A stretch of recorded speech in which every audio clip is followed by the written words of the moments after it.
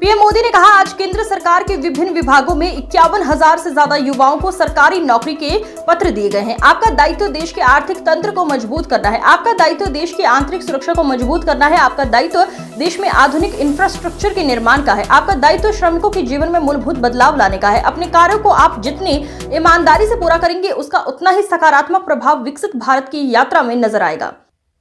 हमारी सरकार हर कदम पर ये सुनिश्चित कर रही है कि देश के युवाओं के लिए रोजगार, स्वरोजगार के अवसर बढ़े।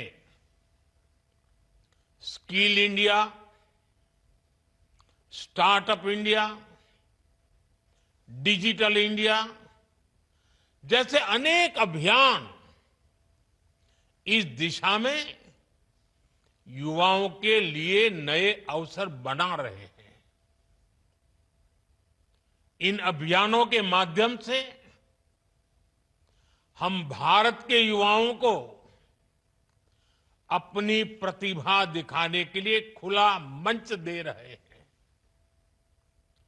इसी का नतीजा है कि इस दशक में हमारे युवाओं ने टेक्नोलॉजी, डेटा और इनोवेशन के क्षेत्र में भारत को दुनिया में बहुत आगे पहुंचा दिया है। आज यूपीआई, ओएनडीसी और GeM government e market place जैसे डिजिटल प्लेटफॉर्म,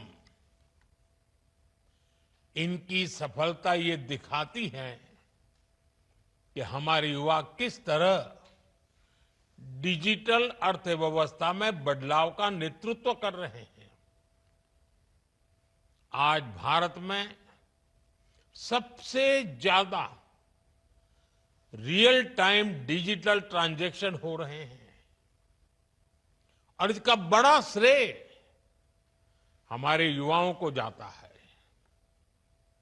साथियों, इस बजट में सरकार ने मैन्युफैक्चरिंग मिशन की घोषणा की है।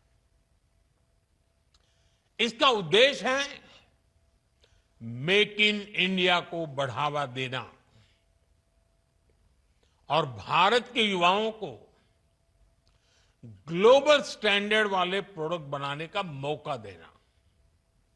इससे न केवल देश की लाखों एमएसएमईज को, हमारे लघु उद्यमियों को बढ़ावा मिलेगा, बल्कि पूरे देश में रोजगार के नए अवसर भी खुलेंगे। आज का ये समय भारत के युवाओं के लिए अभूतपूर्व अवसरों का समय है। हाल ही में आईएमएफ ने कहा है कि भारत दुनिया की सबसे तेजी से बढ़ती अर्थव्यवस्था बना रहेगा। इस विश्वास के, इस ग्रोथ के कई पहलू हैं और सबसे बड़ा पहलू ये है कि आने वाले दिनों में हर सेक्टर में नौकरियों में बढ़ोतरी होगी, रोजगार बढ़ेंगे। हाल के दिनों में ऑटोमोबाइल और फुटवेयर इंडस्ट्री में हमारे प्रोडक्शन और एक्सपोर्ट्स ने नए रिकॉर्ड बनाए हैं।